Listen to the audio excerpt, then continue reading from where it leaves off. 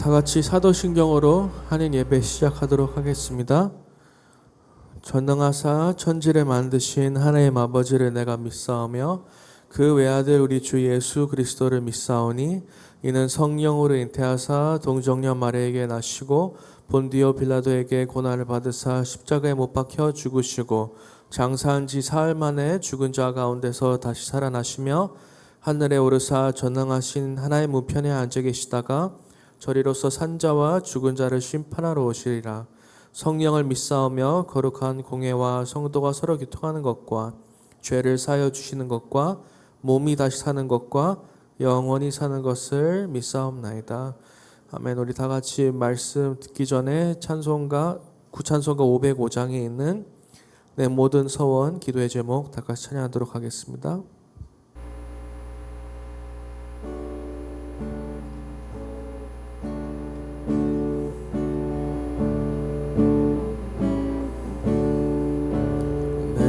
모든 소원 기도의 제목 예수를 닮기 원함이라. 예수의 형상 나 입기 위해 세상에 보아 끼잖네. 예수를 닮기 내가 원하네. 날 구속하신 예수님을 내 마음속에 지금 고도사 주님의 형상 인치소서. 무한한 사랑 풍성한 긍휼 슬픈 자 위로 하시는 주. 길 잃은 죄인 부르는 예수 그 영상 닮게 하옵소서. 예수를 닮기 내가 원하네. 날 구속하신 예수님을 내 마음속에 지금 고도사 주님의 영상 인치소서.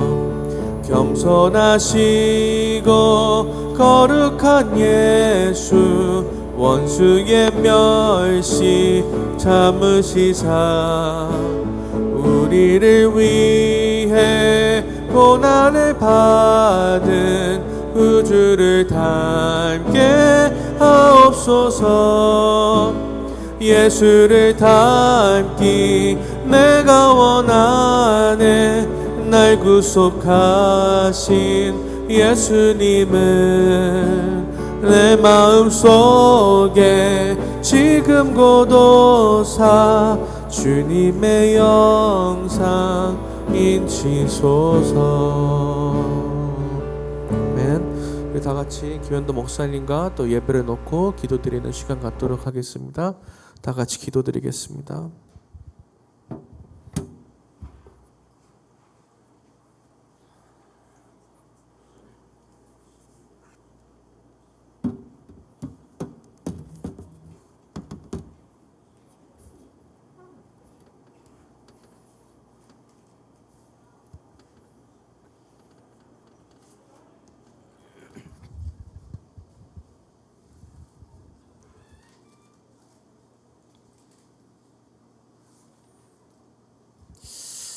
감사드리며 예수님 이름으로 기도합니다. 아멘. 우리 고린도전서 4장 14절에서 21절 말씀 함께 보도록 하겠습니다. 고린도전서 4장 14절에서 21절까지 말씀입니다. 제가 읽겠습니다. 내가 너희를 부끄럽게 하려고 이것을 쓰는 것이 아니라 오직 너희를 내 사랑하는 자녀같이 권하려 하는 것이라. 그리스도 안에서 일만 스승이 있으되 아버지는 많지 아니하니 그리스도 예수 안에서 내가 복음으로써 너희를 낳았음이라. 그러므로 내가 너희에게 권하노니 너희는 나를 본받는 자가 되라. 이로 말미암아 내가 주 안에서 내 사랑하고 신실한 아들 디모데를 너희에게 보내었으니 그가 너희로 하여금 그리스도 예수 안에서 나의 행사 곧 내가 각 교회에서 가르치는 것을 생각나게 하리라. 어떤 이들은 내가 너희에게 나아가지 아니할 것 같이 스스로 교만하여졌으나 주께서 허락하시면 내가 너희에게 속히 나아가서 교만한 자들의 말이 아니라 오직 그 능력을 알아보겠으니 하나님의 나라는 말에 있지 아니하고 오직 능력에 있음이라. 너희가 무엇을 원하느냐? 내가 매를 가지고 너희에게 나아가랴. 사랑과 온유한 마음으로 나아가랴. 아멘. 우리는 지난주에 이제 이 고린도 교회의 그 파당 문제를 이제 좀 마무리 짓는 그런 바울의 이력서를 우리가 함께 살펴봤습니다. 결국 모든 고린도 교인들이 바울과 같이 그 코람데오의 삶, 그러니까 하나님 앞에 서는 삶을 살았다면 뭐 교회가 분열되고 뭐 싸우는 일은 없었겠죠.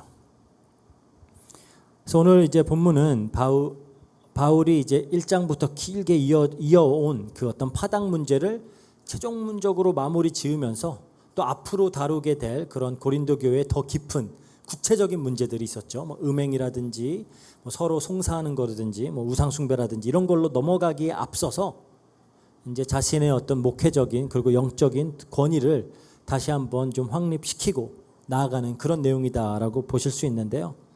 뭐 그렇다고 해서 이게 한숨 좀 쉬어가는 그런 내용은 아닙니다. 아주 중요한 그런 신학적인 또 영적인 원리들이 담겨 있는 내용이에요.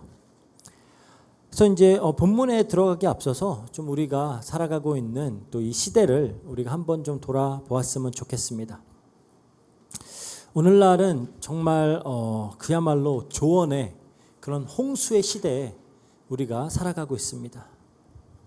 우리가 컴퓨터나 우리 또 스마트폰만 딱 열면 정말이지 그냥 수천 명의 전문가들이 우리를 기다리고 있어요.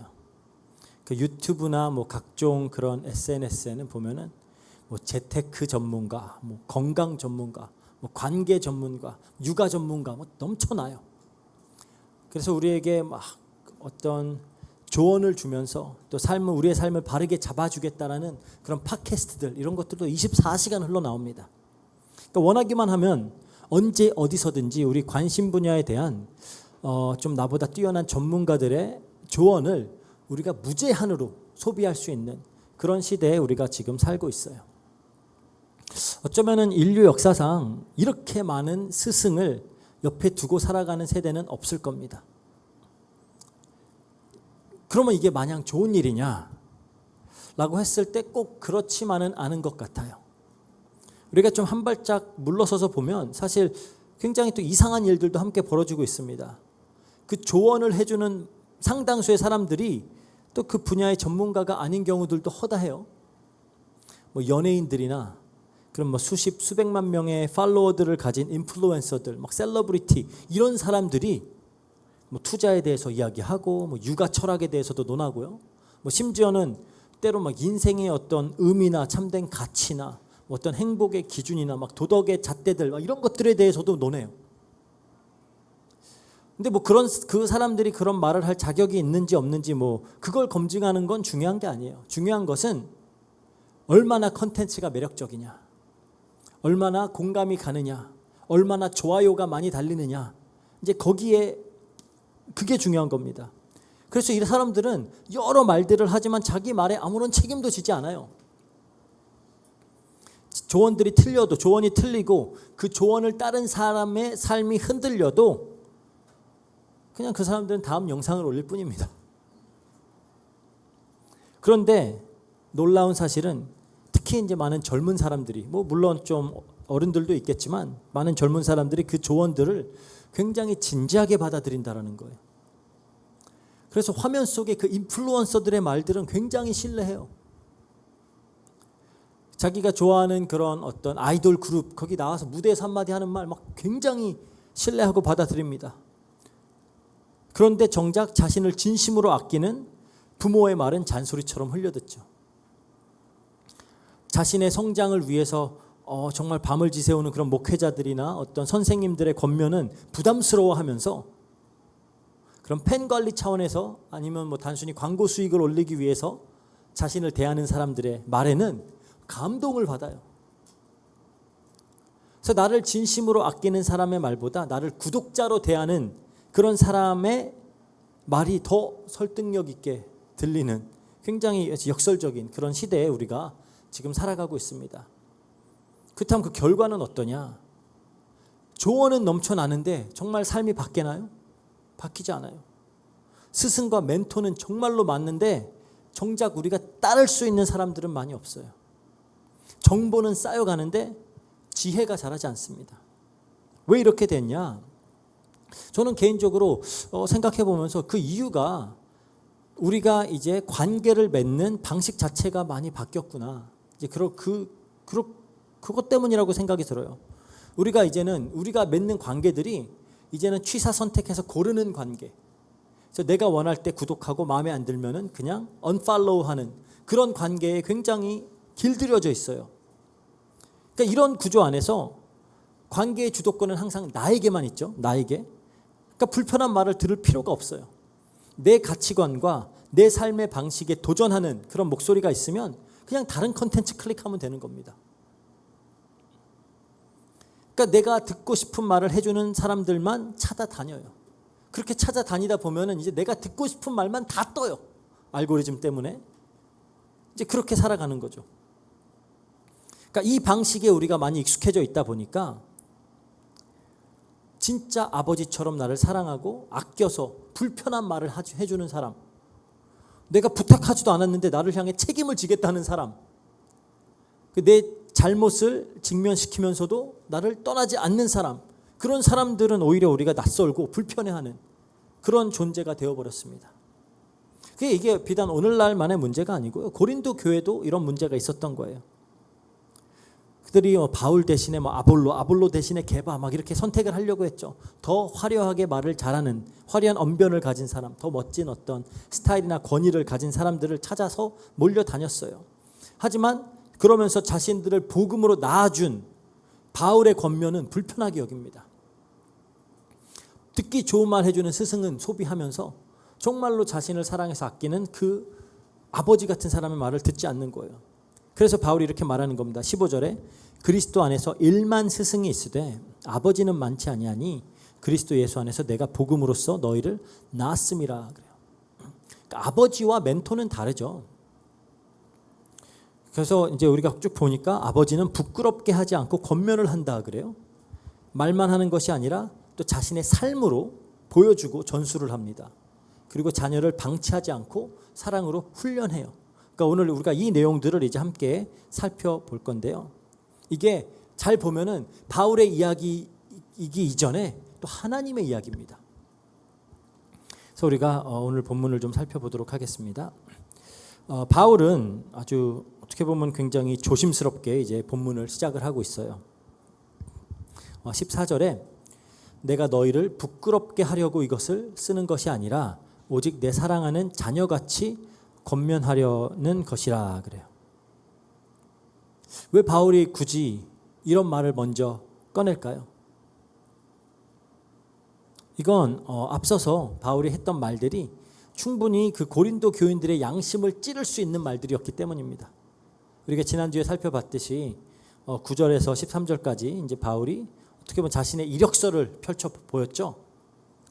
그러니까 사도들은 사형 선고를 받은 자 같고 세상의 구경거리가 되었고 어리석고 약하고 천하고 굶주리고 목마르고 헐벗었다. 욕을 먹고 박해를 받고 비방을 당하고 있다. 막 이렇게 얘기를 했잖아요. 그러면서 자기의 그 이력서와는 대조되는 고린도 교인들의 모습을 비췄습니다. 너희들은 이미 배부르고 이미 왕노릇하고 있지 않냐. 그러니까 이 말을 듣고 고린도 교인들이 굉장히 불편했겠죠. 그들을 부끄럽게 만들기에 충분한 말이었습니다. 근데 이제 바울이 말하는 거예요. 근데 내가 이 말을 하는 목적이 너희를 부끄럽게 하려고 하는 게 아니야. 너희들을 부끄럽게 만들려고 함이 아니다. 사실 그 당시에 헬라나 로마 세계에서는 어떤 수치라는 게 굉장히 어떤 강력한 어떤 사회적인 통제 수단으로 사용이 됐어요. 수치를 주는 게. 그래서 당대의 그런 어떤 연설가들이나 막 철학자들이나 이런 사람들은 청중들을 부끄럽게 만들어서 자신들의 말을 따르도록 하는 그게 하나의 어떤 수사학적인 테크닉처럼 그렇게 많이 사용을 했습니다. 근데 바울은 지금 내가 이렇게 얘기하는 건 그런 의도가 아니야 라고 지금 분명히 말을 하는 거예요. 왜? 우리의 수치는 이미 예수님이 짊어지시고 십자가에 달리셨기 때문에 교회 안에서 수치를 통한 통제라는 건 있을 수 없습니다. 그거 대신에 이제 권면을 한다라고 하는데 그 이제 권면이라고 쓰인 단어가 누테테오라고 하는 헬라어 단어예요. 이건 단순히 어떤 뭐 정보를 전달하는 것이 아니라 그러니까 누스라고 하는데 이게 이제 마음입니다. 마음 속에 다른 생각을 집어넣어서 삶의 방향을 어떤 수정하는 그런 어떤 목회적인 권면 이런 것들을 뜻하는 단어예요. 그러니까 정말로 아끼는 사람을 진심으로 위하는 그런 마음에서 이렇게 흘러나오는 그런 말이다라고 볼 수가 있죠. 같은 단어가 이제 에베소서 6장 4절에도 사용이 되는데요. 에베소서 6장 4절 보면은 그래요. 또 아비들아 너희 자녀를 노엽게 하지 말고 오직 주의 교훈과 훈계로 양육하라. 그런데 여기서 훈계로 번역된 단어가 권면과 똑같은 단어입니다. 그러니까 마치 아버지가 자녀에게 하듯이 그렇게 하는 거죠. 그러면서 바울이 어떤 자신이 이렇게 말하는 근거를 이제 15절에서 제시를 합니다. 그리스도 예수 안에서 1만 스승이 있을 때 아버지는 많지 아니하니 그리스도 예수 안에서 내가 복음으로써 너희를 낳았습니다. 그러니까 바울이 지금 이렇게 얘기하는 이유는 본인이 아버지이기 때문입니다. 그러니까 지금 바울이 고린도 교인들을 말할 때 어떤 그들을 대할 때의 태도가 마치 막 교사가 학생들을 평가하는 듯한 태도 혹은 뭐 어떤 코치가 선수를 분석하는 듯한 그런 태도가 아니라는 거예요. 아버지가 자녀에게 말하듯이 지금 내가 하고 있다라고 말하는 겁니다. 그 이거는 당대 어떤 그 당시의 사람들이면 즉각 알아들었을 만한 그런 대조를 사용하고 있는 거예요. 그게 이제 여기서 1만 스승이다라고 할 때 그게 파이다고고스라고 하는 단어를 쓰고요. 그 아버지는 이제 파테르죠. 파테르라는 단어를 쓰는데 파이다고고스는 우리가 몽학 선생이라고 하죠. 그 아이들에게 예절을 가르치고 또 이제 학교에 이제 들어갈 때까지 아이들을 잘 인도하고 그러라고 고용된 노예나 어떤 고용된 교사들을 말하는 겁니다. 그러니까 그들도 아이들을 돌보고요. 아이들을 가르칠 수도 있고 때로는 훈육도 해요. 하지만 결정적으로 아이를 낳은 사람은 아니죠. 그리고 계약이 끝나면은 언제든지 떠날 수 있는 그런 고용된 자들입니다. 그래서 굉장히 기능적이고 또 임시적이고 언제든지 대체될 수 있는 그런 관계를 맺고 살아가는 거예요. 어떤 의미에서 바울이 지금 아볼로나 게바나 그 밖의 교사들도 이 파이다고고스다라고 간접적으로 지칭을 하고 있는 거예요. 왜냐하면 그들이 나쁘다라는 얘기가 아닙니다. 나쁘다라는 얘기가 아니라 그들의 역할이 분명히 있다라는 거예요. 그들이 그들의 역할을 했지만 아버지는 아니다. 그럼 아버지됨의 근거가 뭐냐? 바울이 여기서 그러죠. 내가 복음으로써 너희를 낳았다. 그래요. 물론 여기서 바울이 목회적인 차원에서도 말하고 있는 겁니다. 본인을 통해서 복음을 자기가 본인이 복음을 전해서 그들이 예수님을 믿고 새 생명을 얻고 하나님 자녀가 됐기 때문에 목회적인 차원에서도 얘기하고 있지만 또 언약적인 관점에서도 굉장히 중요한 의미를 가져요. 이게 무슨 말이냐?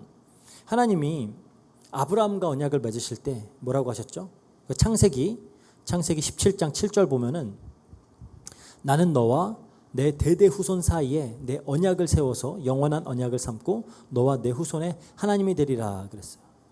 근데 하나님이 이 언약에 대해서 얘기하실 때 종종 이 출산의 언어를 사용을 하십니다. 출산의 언어. 그래서 한 사람을 통해 언약의 백성이 탄생하고 그 공동체가 이제 하나님의 자녀라고 불리고요. 그래서 이사야가 이스라엘 백성을 향해서 하신 하나님 말씀을 이렇게 전하죠. 이사야서 43장 1절에 야곱아 이스라엘이에요. 너를 창조하신 여호와께서 지금 말씀하시느니라.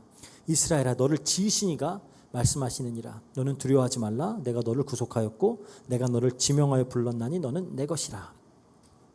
창조하시고 지으시고 구속하시고 지명하여 부르시고 이 표현들이 다 이제 가리키는 사실은 하나님이 이스라엘의 아버지다라는 거예요.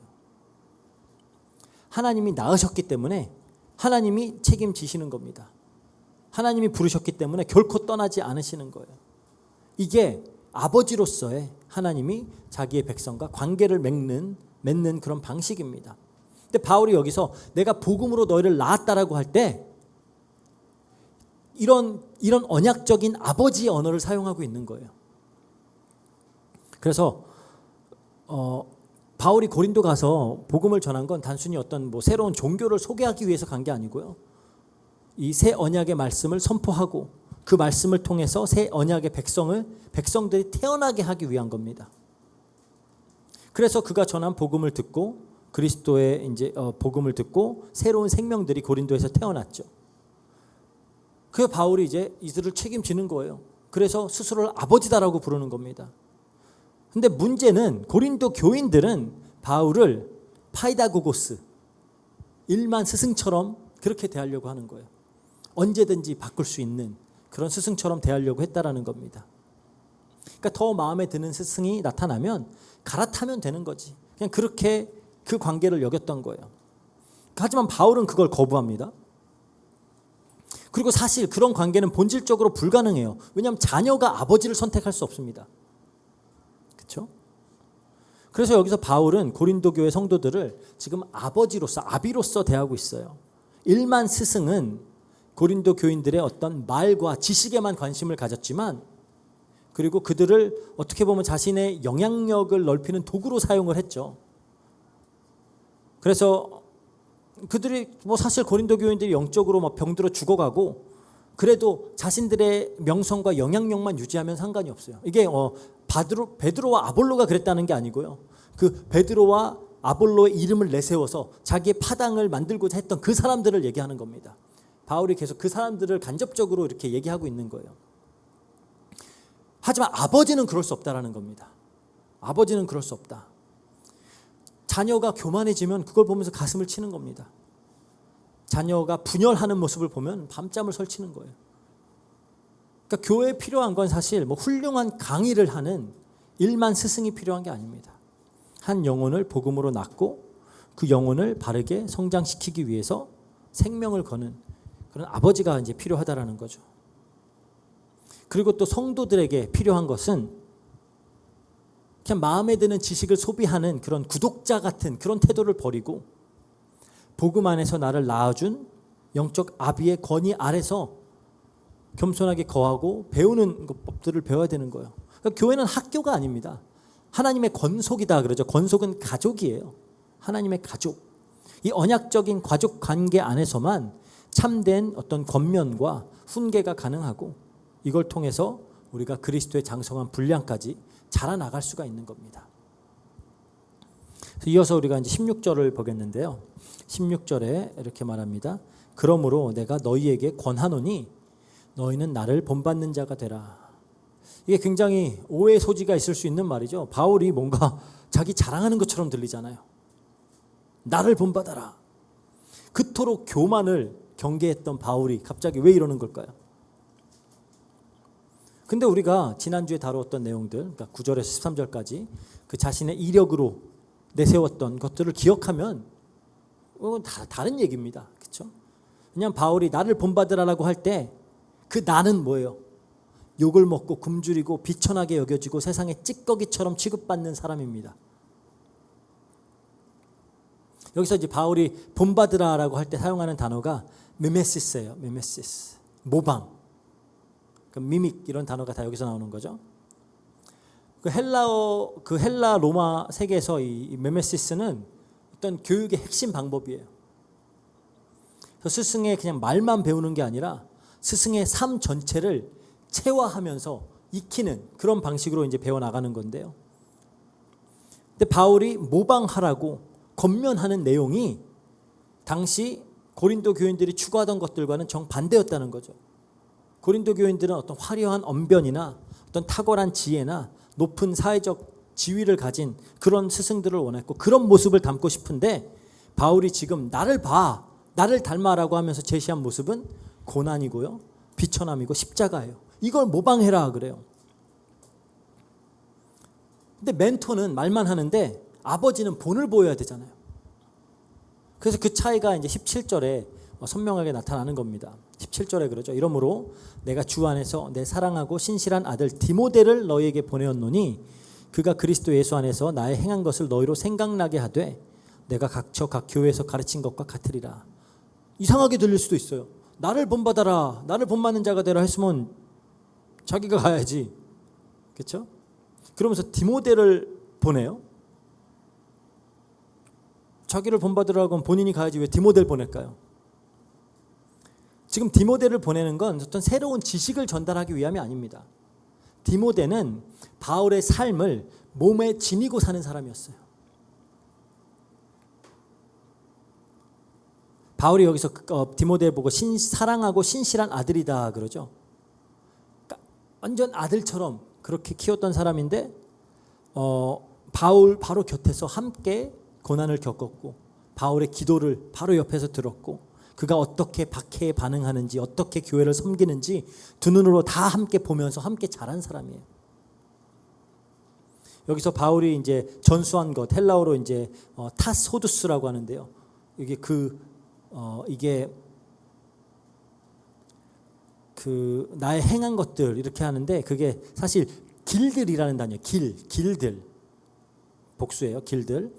그러니까 어떤 삶의 방식 전체를 말하는 겁니다. 바울의 길이 뭐예요? 바울의 길. 바울의 삶의 방식. 고린도전서 11장 1절에 보면 그럽니다. 내가 그리스도를 본받은 자가 된 것 같이 너희도 나를 본받으라 그래요. 그러니까 그리스도를 본받는 삶. 그게 바울의 방식이었어요. 즉 디모데는 바울의 그 길을 바울의 삶의 방식을 바로 곁에서 보고 그것을 자기가 보고 배운 그대로 그 삶을 본받아서 살아가고 있었던 겁니다. 이게 하나님께서 어떻게 보면은 자기 백성들을 양육할 때 항상 사용하시는 방식이에요. 하나님이 이스라엘에게 율법만 주신 것이 아닙니다. 모세라는 사람을 함께 주셨어요. 말씀을 몸으로 살아내는 사람. 그 사람을 통해서 언약을 전달하는 겁니다. 물론 완벽하지 않죠. 그리고 또 모세의 시종이었던 여호수아도 모세에게 배운 거, 보고 배운 거 그대로 답습하는 겁니다. 선지자들도 다 삶을 본으로 보이면서 제자들을 남겨요. 그래서 엘리야가 엘리사를 남긴 것처럼. 그렇죠? 그리고 결국 하나님은 말씀 그 자체이신 독생자 예수 그리스도를 이 땅에 보내십니다. 요한복음 1장 14절에 보면 그러죠. 말씀이 육신이 되어 우리 가운데 거하심에 우리가 그의 영광을 보니 아버지의 독생자의 영광이요 은혜와 진리가 충만하더라. 하나님 그냥 말씀만 보내시는 게 아니에요. 말씀이 몸이 되어서 오신 겁니다. 그러니까 제자들은 예수님의 강의만 들은 게 아닙니다. 그렇죠? 그냥 교실에 가서 강의만 듣고 집에 가고 그런 게 아니에요. 예수님의 곁에서 3년이라는 시간을 함께 살았습니다. 예수님이 어떻게 기도하시는지, 어떻게 사람들을 대하시는지, 어떻게 고난 앞에 서시는지 다 직접 눈으로 보고 배웠어요. 이게 아버지가 자녀에게 신앙을 전수하는 방식이라는 거예요. 그러니까 바울이 지금 디모데를 보낸 건 하나님께서 예수 그리스도를 보내신 그 패턴을 그대로 따르고 있는 겁니다. 그러니까 신앙이라는 것은 몸으로 나타나는 거예요. 몸으로. 그래서 고린도후서 4장 10절에 이렇게 말합니다. 우리가 항상 예수의 죽음을 몸에 짊어짐은 예수의 생명이 또한 우리 몸에 나타나게 하려 함이라 그래요. 이게 우리에게 의미하는 바가 뭐죠? 오늘날 우리는 신앙도 컨텐츠처럼 소비를 해요. 그냥 좋은 설교 듣고 좋은 기독교 서적 읽고 그냥 유익한 큐티 영상 시청하고 물론 나쁜 거 아닙니다. 솔직히 이거라도 하면 어딘가 싶을 때도 있어요. 하지만 그것만으로 신앙생활이다라고 할 수가 없는 겁니다. 삶으로 나타나야 되는 거예요.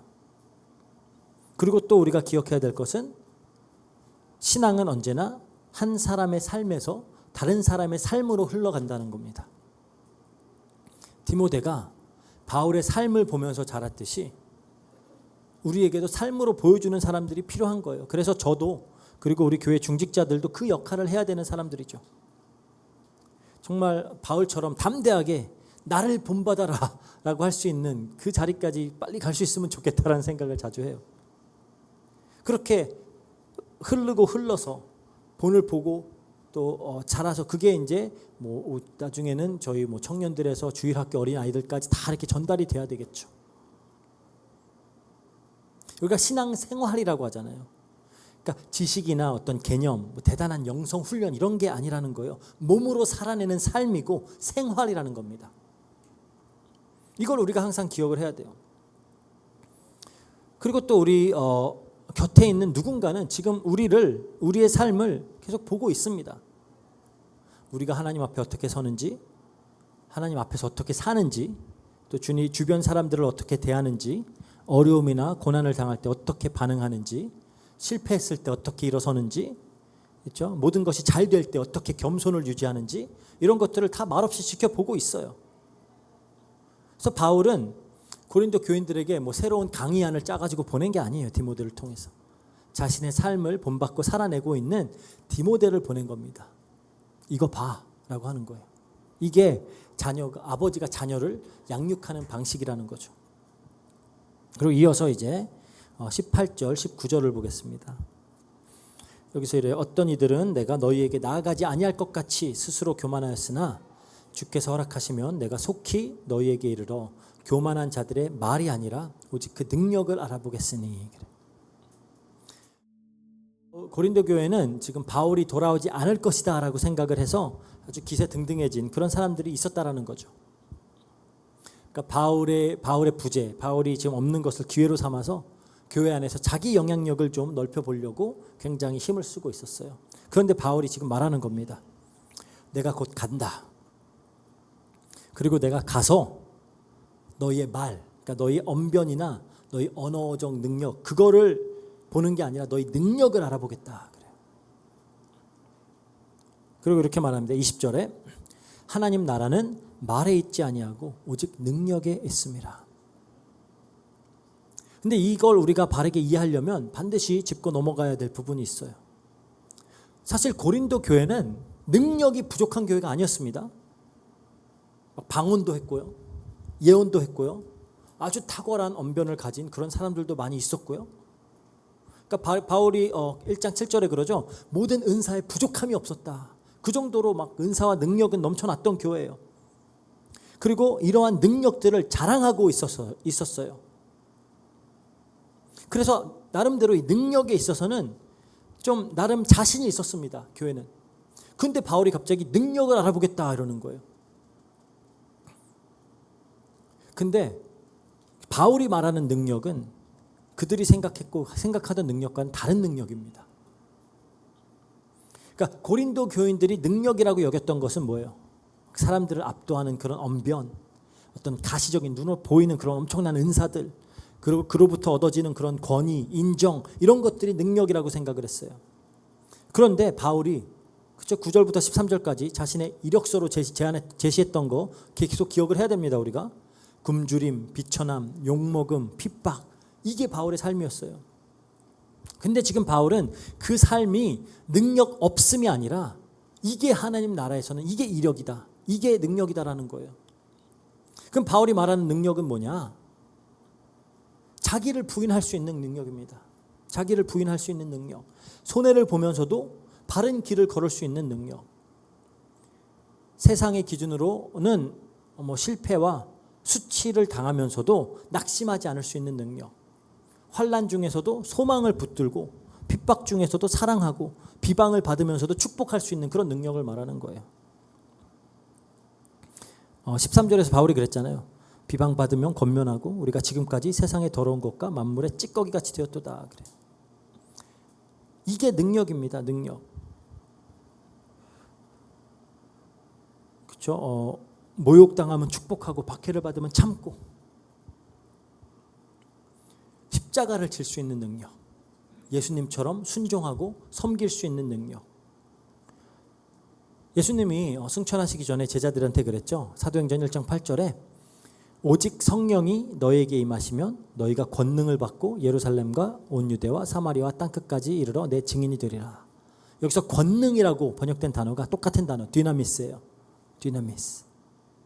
바울이 여기 20절에서 말하는 그 능력과 똑같은 능력입니다. 그러니까 우리가 사도행전 1장 8절 능력을 얻고 그 뭐 우리가 막 나가갖고 대단한 막 물론 뭐 그런 일들이 있어서 병자도 일으키고 막 방언도 있고 이랬지만 사실 그 능력을 말하는 게 아니에요. 근데 우리는 능력하면 다 그걸로 생각하죠. 그 능력을 받겠다고 막 하나님 능력을 주세요 막 이러잖아요. 성경이 말하는 능력은 그 능력이 아닙니다.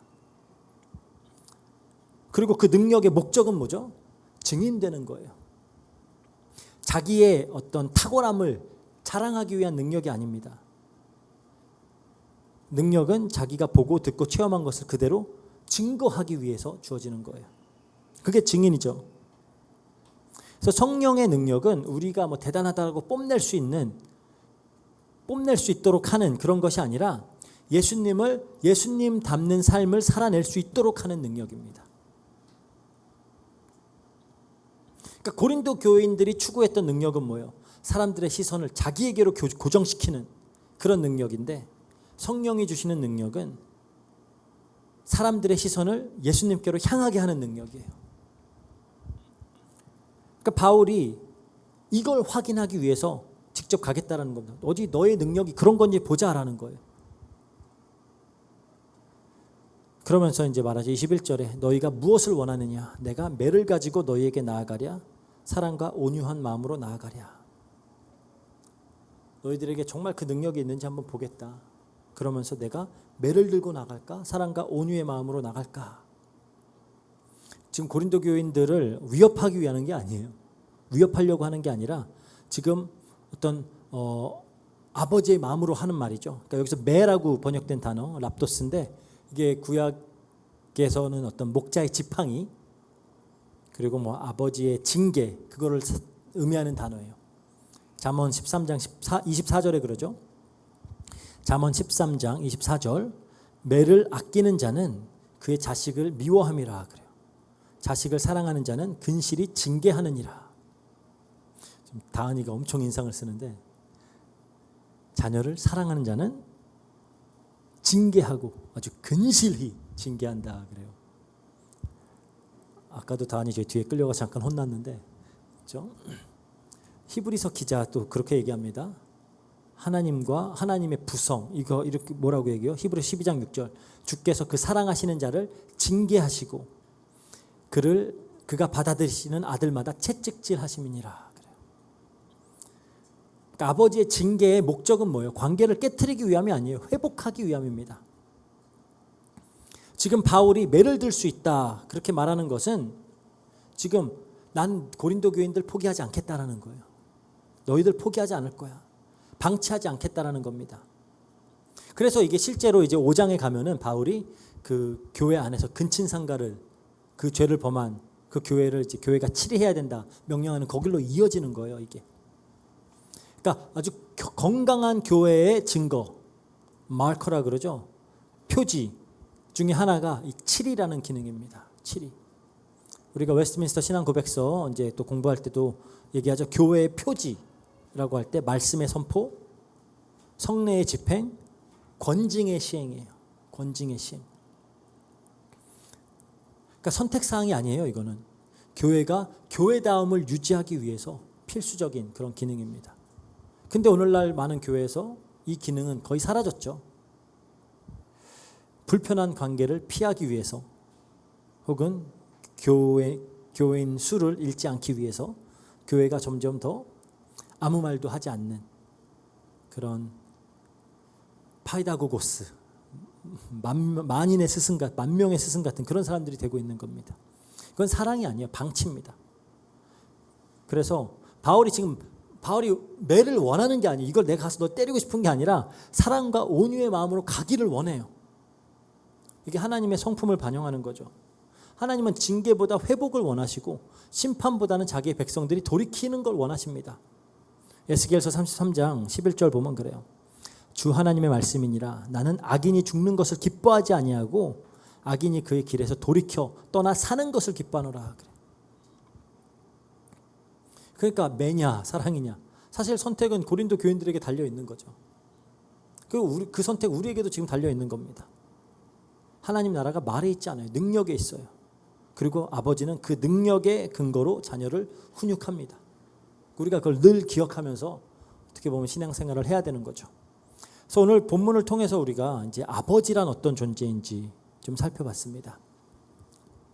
이걸 우리가 이제 함께 생각해봤으면 좋겠어요. 이게 우리가 이제 함께 여기 예배 드리는 모든 사람들은 예외 없이 누군가의 자녀인 동시에, 영적으로 누군가의 자녀인 동시에 또 누군가의 아버지로서 신앙생활을 해 나가고 있습니다.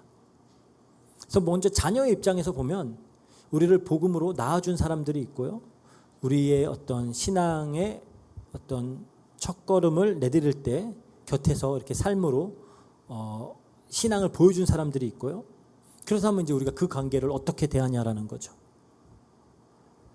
그러니까 그분들이 권면을 할 때 아버지의 말로 듣고 우리가 있는지, 아니면 마음에 들지 않으면 언제든지 바꿀 수 있는, 그냥 그 대체할 수 있는 그런 조언 정도로만 대하고 있는지, 우리가 이런 것들도 생각해 봐야 되겠죠. 바울이 고린도 교인들에게 이렇게 상기시켜 줬듯이 아버지는 선택하는 게 아니에요. 복음 안에서 주어지는 겁니다. 그러니까 그 관계를 그냥 소비하지 말고 그 관계를 우리가 소중하게 여기고 그 안에 머물고, 무엇보다 불편한 말도 들을 수 있어야 되는 겁니다. 그 불편한 말이 때로는 우리를 살리고 우리를 성장시키는 거예요. 그래서 우리가 다 어떻게 보면 누군가에게는 어떤 자녀의 입장으로 있어요. 하지만 또 아버지 입장에서도 있습니다. 그렇죠? 그 입장에서 보면 우리는 신앙을 삶으로, 본으로 보여줘야 되는 사람들이에요. 우리가 보여줘야 될 누군가가 있다라는 겁니다. 내 곁에서 말없이 나를 지켜보고 있는 그런 지체들이 있어요. 그렇다면 나는 지금 그들에게 무엇을 보여주고 있는가? 그것도 우리가 생각해 봐야 되겠죠. 바울처럼 담대하게 나를 본받아라 라고 말할 수 있는 그런 삶을 내가 몸으로 살아내고 있는가? 물론 이게 항상 완전한 완벽한 삶을 살아내야 된다는 말이 아닙니다. 넘어져도 믿음으로 다시 일어나는 삶, 손해를 보면서도 순종을 택하는 삶, 막 갈등하지만 그래도 순종을 택하는 삶, 고난 앞에서도 소망을 잃지 않는 삶, 원수마저도 사랑해보고자 힘쓰는 삶, 그건 충분한 겁니다. 그렇게 우리가 보여주고 있냐라는 거죠. 그리고 때로는 사랑하기 때문에 불편한 말도 할 수 있어야 되는 거예요. 방치는 사랑이 아닙니다. 결국 건강한 교회는 이 상호관계가 살아있는 그런 공동체예요. 아버지처럼 섬기는 자와 자녀처럼 배우는 자가 함께 어우러져서 한 사람의 삶에서 다른 사람의 삶으로 복음이 이렇게 흘러가는 그런 공동체, 그게 교회입니다. 하나님이 복음으로 우리를 낳으셨어요. 그래서 끝까지 우리를 책임지시고 떠나지 않으시고요, 권면하시고 삶으로 보여주셨고 끝까지 훈육을 하십니다. 이 하나님의 사랑과 어떤 신실하심과 선하심이 우리의 각자의 삶에서 몸으로 나타나고 삶으로 나타날 수 있기를 또 그리스도 이름으로 축복합니다. 우리 기도하고 마치도록 하겠습니다. 사랑과 은혜가 풍성하신 하나님 감사합니다. 우리 말씀을 통하여 또 하나님께서 우리를 어떻게 양육해 나가시는지, 교회 안에서는 어떠한 관계가 자리 잡아야 되는지를 다시 한번 깨닫고 알 수 있도록 허락하시니 감사합니다. 하나님, 비록 우리가 연약하고 작은 교회이지만 정말 이 교회 공동체 안에서 정말 우리가 때로는 아버지처럼 때로는 자녀처럼 서로를 섬기고 또 사랑하고 배우고 권면하고 또 때로는 치리도 하면서 우리가 함께 믿음 안에서 자라나가고 정말 그리스도를 닮아가는 그런 우리 로고스 교회 될 수 있도록 주님께서 역사해 주세요. 감사드리며 모든 것 우리 주 예수 그리스도 이름으로 기도합니다. 아멘. 네, 광고 있습니다. 우리 계속해서 우리 그 서머스쿨 진행되고 있습니다. 위에서 기도 부탁드리고요. 아까 또 잠깐 광고했듯이 이제 우리 또 현지인 아이들 주일학교 아이들 중에 이제 또 중학생으로 이렇게 고등학생으로 올라가는 친구들이 많이 있어서 우리 또 컬비 형제와 또 우리 이제 자슈아 전도사죠. 잔 전도사가 우리 중고등부 이제 담당을 해서 이제 작게나마 이제 시작할 수 있도록 그렇게 시작을 했고, 또 이제 아슐리 선생님이 이제 선생님이 좀 있으면 가요. 6월 달 되면 이제 비자 천천히 알아보면서 빨리 나올 수 있을지는 모르겠지만 어쨌든 이제 그런 절차들을 해 나갈 텐데 그래서 우리 이제 자슈아 전도사가 굉장히 그 어린이 사역에 열정적이에요. 그래서 우리 가끔씩 그 사역하는 현장에 엘도라도 이런 데도 가보면은 목소리 얼마나 큰지 막 열심히 막 복음 전합니다. 이제 우리 담당 교육자처럼 해서 이제 또 주일학교를 담당할 텐데 우리가 함께 또 기도로 이렇게 지원하고 함께 또 힘을 실어줬으면 좋겠습니다. 같이 기도해 주시고요. 우리 또 5월 21일부터 23일 날 Acts 29 이제 컨퍼런스 박글로드 목사님 초청하는데 19일부터 오시고요. 보니까 이제 또 뭐 대학생들 그리고 뭐 18세 이하는 또 이렇게 더 저렴한 가격으로 참석할 수 있는 그런 이제 옵션들이 생겼는데 뭐 같이 참여할 수 있는 사람들 이렇게 인커리지해서 같이 참여할 수 있으면 좋겠습니다. 네, 이상입니다. 우리 주기도문으로 예배 마치도록 하겠습니다. 하늘에 계신 우리 아버지여, 이름이 거룩히 여김을 받으시오며 나라의 마옵시며 뜻이 하늘에서 이룬 것 같이 땅에서 이루어지이다. 오늘날 우리에게 일용할 양식을 주옵시고 우리가 우리에게 죄진 자를 사하여 준 것 같이 우리 죄를 사하여 주옵시고 우리를 시험에 들게 하지 마옵시고 다만 악에서 구하옵소서. 대개 나라와 권세와 영광이 아버지께 영원히 있사옵나이다. 아멘. 예배 마치도록 하겠습니다.